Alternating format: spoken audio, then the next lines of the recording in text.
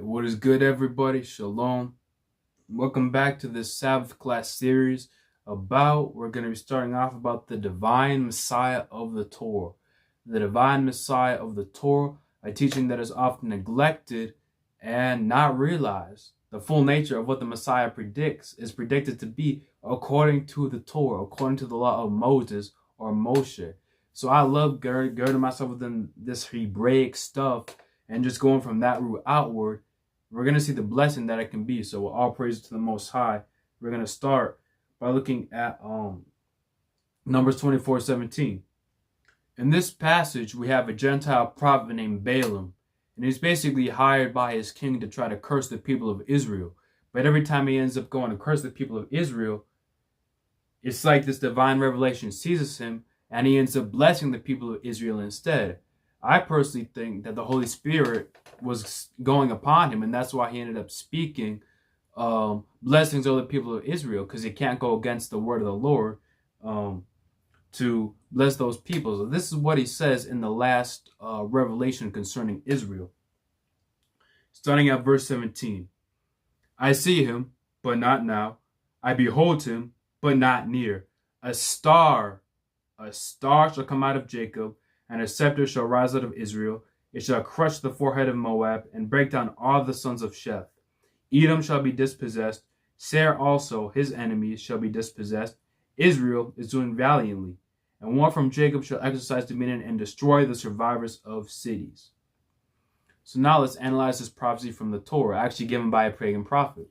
An individual will arise out of Israel who will eventually destroy all of her enemies. This jives well with other messianic prophecies, which is something that we could do to try to put the picture together when a text might be talking about the Messiah, is seeing if the things it's spoken of directly match in a text that's unambiguously about the Messiah. You feel what I'm saying? So if we have a prophecy that is unambiguously about the Messiah, it directly identifies the predicted figure as the son of David, and it says he's going to do this and this and this and this. But when you look at other prophecies that say this figure, this servant is going to do this and this and this and this, and it matches, well, that's a great way that we could look and say, based on A, B is also talking about the Messiah. You feel what I'm saying? So from that perspective, what is spoken here jives well with Isaiah 11:4, Micah 5 verses 5 to 6, and Psalm 110 verses 5 to 7. So not only is there a similarity in terms of the Messiah as this great general or judge of the nations, but the text directly calls him a scepter. This symbolic language directly uses the imagery of a scepter to talk about the future one to come from Jacob, the future one to come from Israel. So we are definitely talking about a king to come. But this is where it gets funky, baby. Because the Torah, the Holy Torah, calls the future king a star. Now it gets frightening when we actually understand what stars mean in the time that this is being written, in the ancient Near Eastern world. And we're going to bring up some scholarship to do that.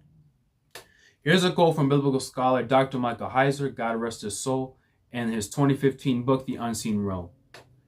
Ancient people thought the stars were living entities. Their reasoning was simple. Many stars moved. That was a sign of life to the ancient mind. Stars were the shining glory of living beings. The stars also inhabited the divine realm, literally, in the sense that they existed off the earth. The ancients believed that divine beings lived far away from humans in remote places where human habitation wasn't possible. The most remote place of all was just the sky, the heavens, on page 24.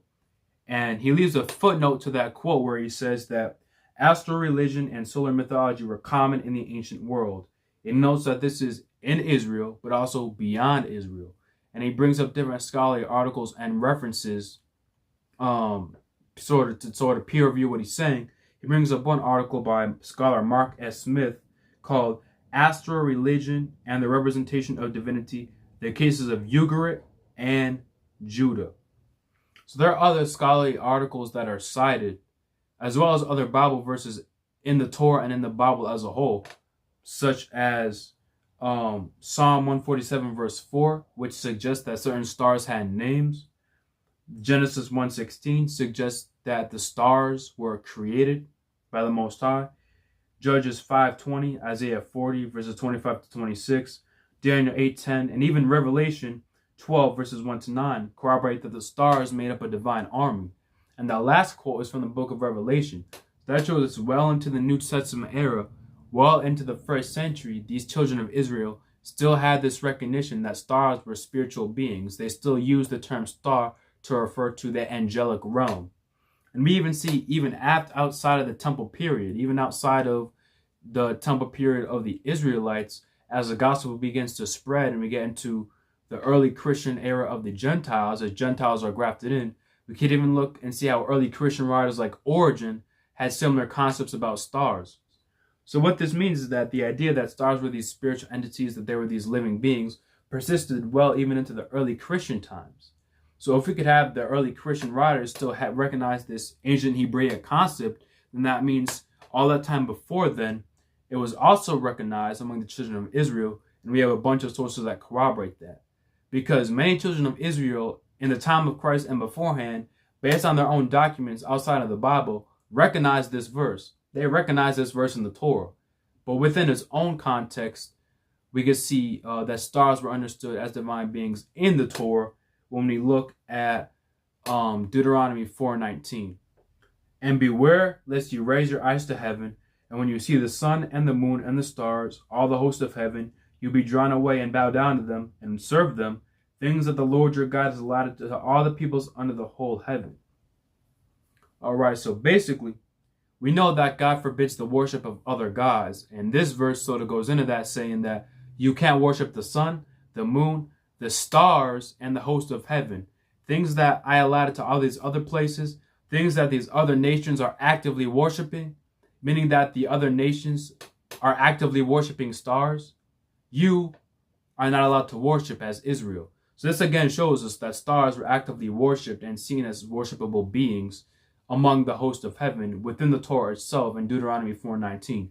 And we can even cross-reference Deuteronomy 32 verses 8 to 9, because here in this Deuteronomy 4, God says that he allotted the stars to the nations.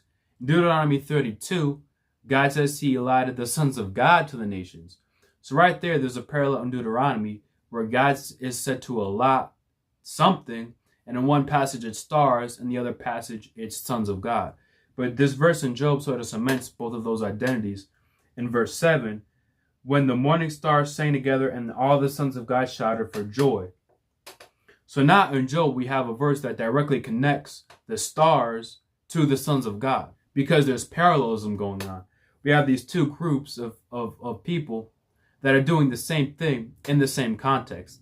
So we got the stars singing together, and we have the sons of God singing and shouting. So we got parallelism going on that shows us that we have a direct verse in Job that connects the morning stars to the sons of God or the spiritual beings, just like in Deuteronomy. So that's just within the scriptures and within the Torah itself, as well as from ancient texts from Ugarit. Ugarit was another ancient culture that was pagan, close proximity to the Israelites.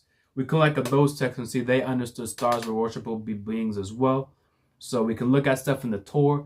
We can look at stuff that would have been contemporary to the Israelites that recognize these concepts within pagan cultures. So now I'm going to bring you, there's a bunch of ancient Jewish texts that recognize this too. So within the time of Christ, the apostles, and earlier, while the temple was standing, we have all these different documents being written that sort of comment on the Old Testament, and they recognize all these concepts. So we have the Testament of Levi, we have the Testament of Judah, we have the Messianic, the Roar Scroll, which I believe I mentioned on the channel before, in verses 6 to 7, and 4Q Testimony, verses 9 through 13, CD 7, 18 to 20.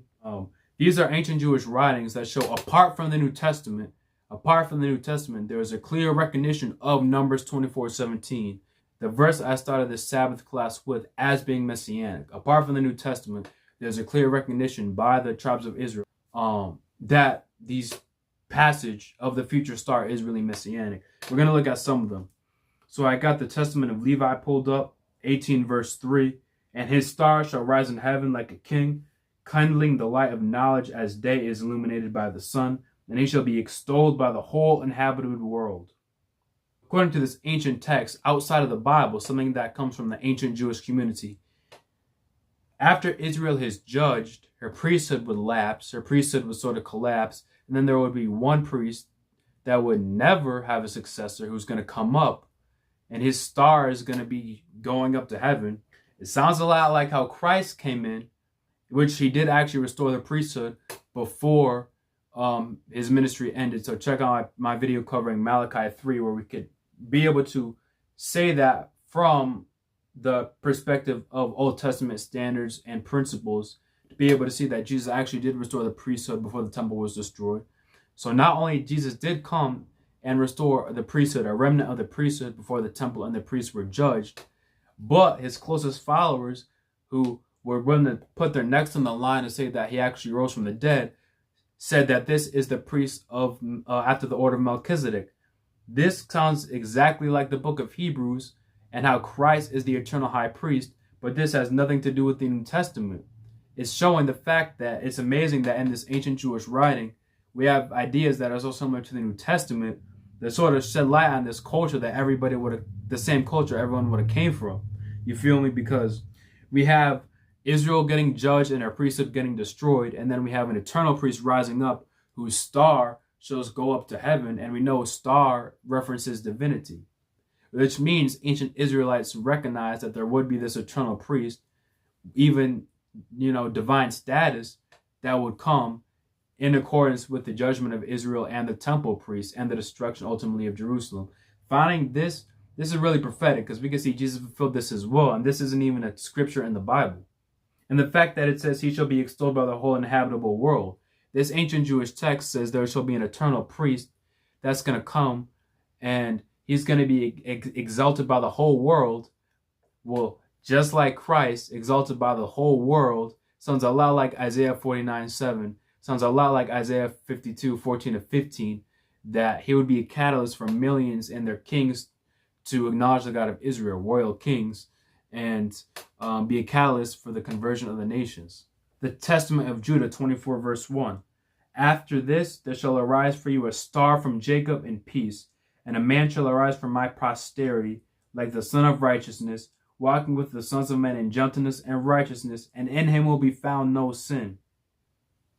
So the Testament of Judah, this ancient Jewish text, says that there will be a star from Jacob, again, which was originally Balaam's prophecy in the Torah, is being recognized by this ancient text. There will be a star from Jacob that will have no sin. More so, he will bring the children of Israel to the Holy Father. So this goes to reflect how Hebraic the New Testament is, that when you really understand the Second Temple period, the New Testament better represents Israelite thinking more so than modern Judaism. Because we can undergo and begin to study several post-temple rabbinic reformations and how the children of Israel understood various concepts. But before those rabbinic reformations happened, after the time of the temple, we can see what the children of Israel believed during the time of the temple, and we can see how well that jives with the New Testament. Just think about how familiar that sounds with the New Testament. That this king is going to come that'll bring the children of Israel to the Father, Abba, and he's going to be sinless. They recognize, this shows the children of Israel recognize that there would be a sinless Messiah, even outside the New Testament. So I just think this stuff is very neat and very dope. Just the high mind of ideas that we see ultimately fulfilled in Jesus. So to bring all this evidence together, to summarize about the star shall come out of Jacob, we have this understanding from ancient times, from the Torah, and that in the Torah stars were worshipped, as well as Ugaritic texts that stars were worshipped and they were forbidden to be worshipped by the Israelites. We have ancient Jewish texts that recognize this fact and actually quote this prophecy. So we have many documents, which I'll link in the description, that actually see this as a tangible future thing to be fulfilled, that the star from Jacob will come, especially in the war scroll, that there is really a future hope that the children of Israel are looking forward for in this prophecy, as well as this belief even continuing into the early Christian era. Now we're getting outside of the Jewish context into the early Gentile Christians, and even they still sort of pick up on this tradition that's always been around before them, that stars are these types of living beings, movable beings, spiritual beings, what have you. Why is this important? Well, it's important for both Christians and non-Christians, followers of the way, and those who do not yet realize the Messiah has come. People who may be atheists, people who may be agnostic, shoot, maybe even people who are Muslim or of a different faith, they acknowledge a different God altogether. This is important for everybody because this shows us when we can understand and appreciate the full nature of what the Torah predicts.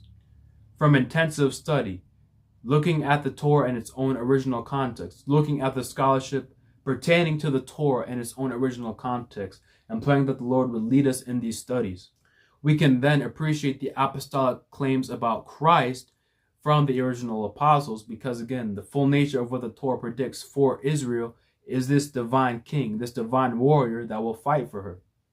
And what the apostles proclaimed about Christ is very deep, and we could get real deep into it. But the easiest, simplest verse I could go to is John 1:1. In the beginning was the Word, and the Word, the Logos, the Memra, was with God, and the Word is God, who then came down and dwelt among us, in verse 14, and thus tangibly revealed himself to that generation of Israelites. That's the belief of the original apostolic community. The word of the Lord, which appeared to the prophets in the Old Testament, it has come. It's dwelt among us. This shows us that the belief itself, how the New Testament can so easily call Jesus God, the belief itself is consistent with the Shema, the Torah, the scriptures as a whole, and ancient Jewish culture when we appreciate the full nature of what these things are saying, both studying the nature of God in the scriptures and the nature of the Messiah in the scriptures, the nature of God in the Torah, the nature of the Messiah in the Torah. When we understand all of these things, we can see how the belief that the divine Messiah has come, that this Messiah who is also the Most High, Yahweh in the flesh, how consistent that belief is with everything that's been established by God in his covenant beforehand when you really study these things in their original context. And remember, to top this all off, Jesus called himself the morning star in the book of Revelation, chapter 22, verse 16. So now it comes full circle in the words of the Messiah himself, how the star, what that means, all the scholarship about that. It's like Christ comes and confirms it at the end because he calls himself the morning star, and it all gets full circle by the end of the book, by the end of the Bible. Because obviously I'm a believer. But if we want to actually see if Jesus was who he said he was, we have to study the scriptures to see if he was this figure using an Old Testament standard and an Old Testament metric if we want to be neutral.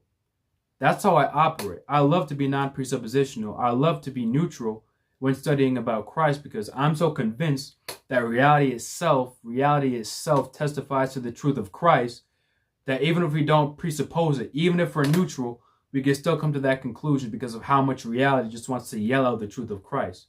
So if we want to be neutral, we have to look at the Old Testament and Old Testament parameters and standards as revealed in the Torah and the prophets to see if Jesus lines up with that and with those revelations. And when we do, my friends, we'll see that he's completely vindicated. One of my greatest playlists that I'm working on diligently, I'm just going to be laser focused on, is the Messiah 2024 series, besides these Sabbath classes prior for the next month and some change.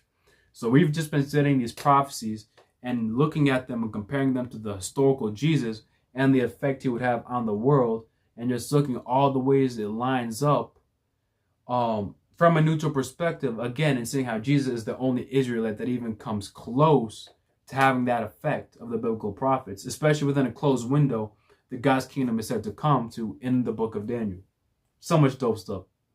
We could break down the specifics of what the Messiah or the servant is said to do that Jesus did, but suffice to say that we look at testable prophecy, things that are actually testable in history.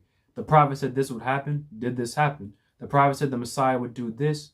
The prophet said the Messiah is connected to this, that Jesus caused this to happen, or is Jesus connected to this, that the prophet said the Messiah would be. Going from that perspective and seeing all the ways it lines up with the one who, when the temple still stood, said he was the Messiah. Cover legitimate fulfillment of prophecy in everything that is testable, right? We don't necessarily cover things that we can't test. We stay within things that we can test from the Torah and the prophets and compare that to Christ and his effect in the Messiah 2024 series. So if you actually want to intellectually give Jesus a chance and intellectually see if he was the one to come, check out that playlist, because it's no BS, neutral, objective study of the revelations of God, and seeing how Jesus fulfilled it against the odds is very edifying because it's all from a non-biased angle that we're discovering these things. So if you're a follower of Christ, I pray that this is edifying to you to understand the full nature of what is predicted that the apostles came to believe before rabbinic reformation changed a lot of the way these concepts of the Messiah and of God were understood from the 2nd century onwards. But if you are a non-believer, I pray that you would consider these things intellectually. Just ponder about these things, because I'm giving you things that pertain to how some of the more ancient audiences understood these things. If you're curious about Christ, if you're curious about the Messiah, please really give this a chance, because there was a time when it would have been a no-brainer to see the divine status linked to the Messiah. So just please, at the very least, ask for you to honestly, intellectually consider these things. If you are seeking the truth about Christ and about the Messiah and the full nature of what the Torah truly says about the Messiah to come. But if you're willing, I would even ask you to pray that the Lord God will lead you into all truth. That the Lord God will lead you into the truth when it comes to Christ and the truth of Christ as well. I would love to dialogue in the comments or deal with people who would like to disagree, and on what basis, and have that objective conversation, because there's such a thing as objective truth. I always try to be objective. There's such a thing as objective truth, and I pray I can be as zealous for that, while trying to be humble with my research and knowledge as well. So, all praises to the Most High. I will see you all in the next video. Y'all be blessed this Sabbath, and y'all go kick it for me, all right? Peace.